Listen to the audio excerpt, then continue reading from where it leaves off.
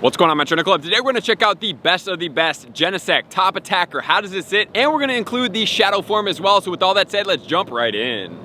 Genesect has made its way back into Pokemon Go, and this time it does have the Shock Drive. So Genesect with the Shock Drive is going to have Zap Cannon. I hope you guys are ready for this. This is going to be a very, very exciting Pokemon to get after. So Genesect, not only does it get Shock Drive, it also gets Techno Blast in the electric form. So we want to see where does it sit as far as a top attacker. Not only that, like I did talk about in the introduction, we are going to include the shadow form, because why not integrate this? We've already seen my best of the best video, if you've been with me for a while, with Genesect being a steel and a bug type attacker, two really cool typings that create a massive amount of resistances and only one double weakness, which we will cover on. But I also want to see what happens if it turns shadow. Not only that, we're going to talk about it in the Go Battle League, because I'm going to give you a hint. It does make it quite significantly good in the Go Battle League, but we'll see which league does sit in it best. So Genesect is going to be, like I talked about, a steel and a bug type Pokemon. It's going to max out at 3,791. It's going to have an attack of 252 ranked 91, a defense of 199 ranked 138, and a stamina of 174 ranked 381. So as far as this Pokemon goes, for the stamina, I believe that is the stat that is really gonna kind of give it its crutch. It is kind of holding it back as far as how good it could actually be, because with the two typings, it does, like I talk about, have one weakness, which is going to be a double weakness to fire. Beyond that, it has a lot of resistances. Double resistant to grass, double resistant to poison, single resistance to bug, dragon, fairy, ice, as well as normal, psychic, and steel. So look at that list,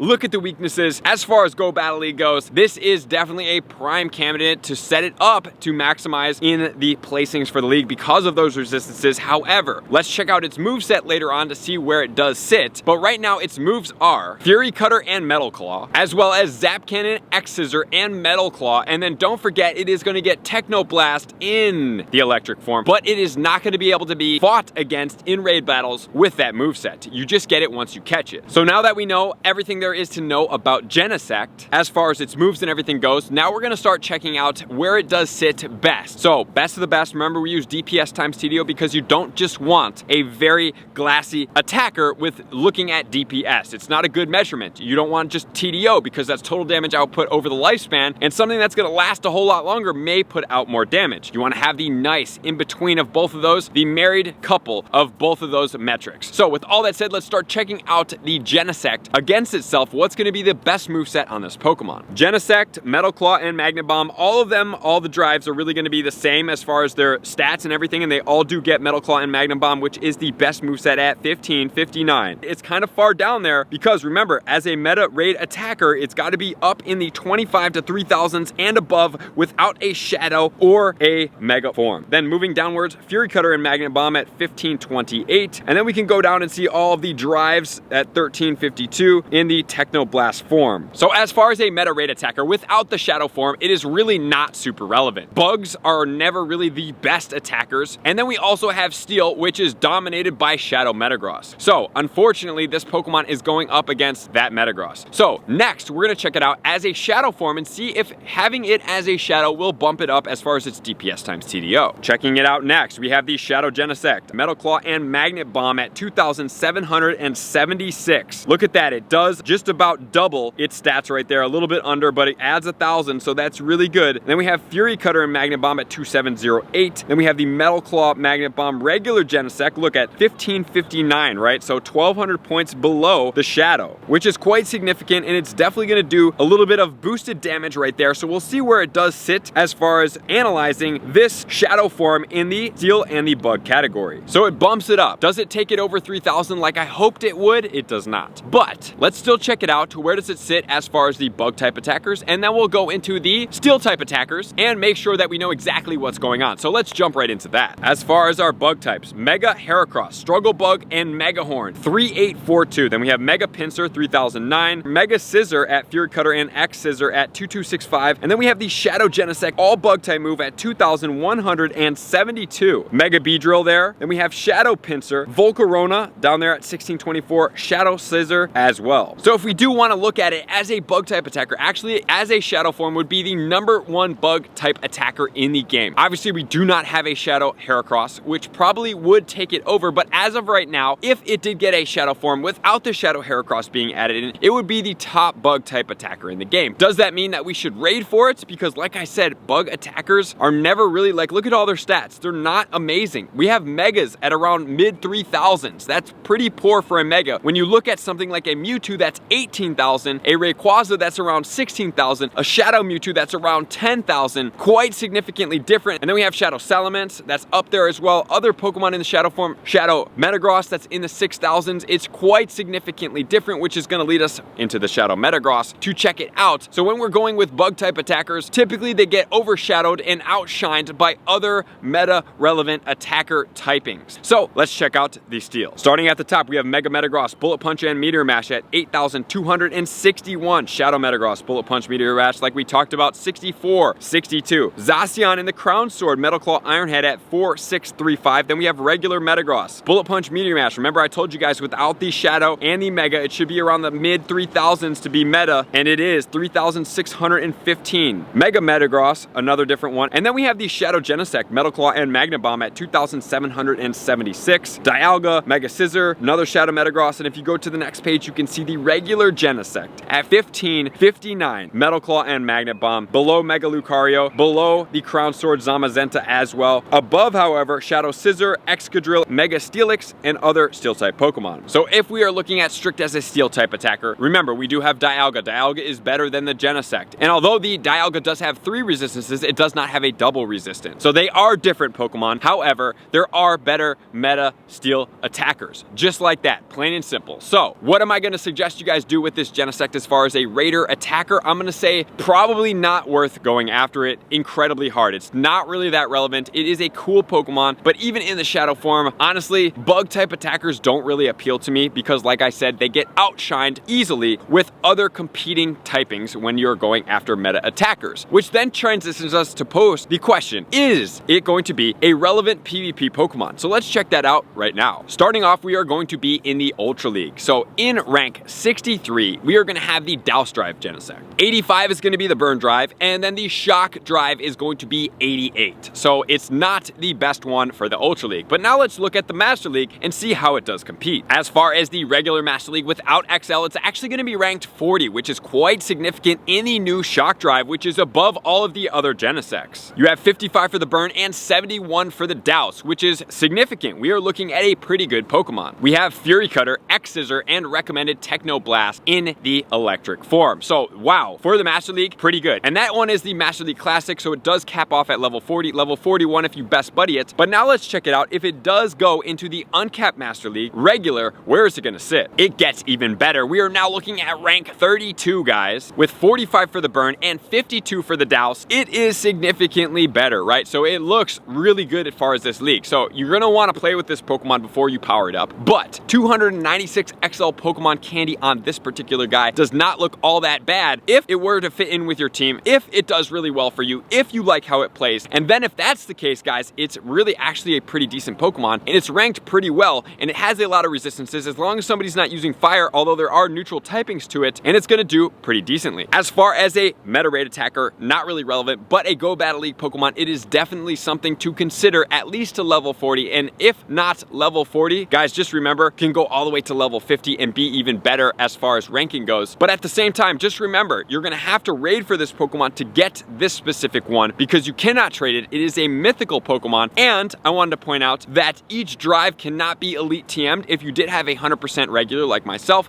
I cannot then change it into a Techno Drive, which would be pretty cool with the form change. Pokemon Go, if you're listening at this point, please do that because that would be quite significantly cool. But at this point, you cannot do it. So with all that said, I hope this helps. I appreciate you guys being here as always. To all of my likers, commenters, subscribers, Patreon members, everybody who takes their support, subscription, and participation to the next level, I'm gonna see you guys out on the next video. Peace.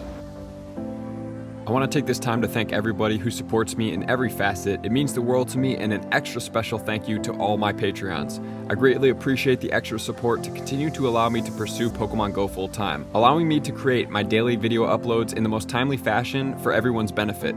Plus, I get the amazing experience of sharing my creative processes behind the scenes and raiding all around the globe with select upper tiers. Thank you everybody for being a part of the Trainer Club. You all mean the absolute world to me, and I will see you guys out on the next video.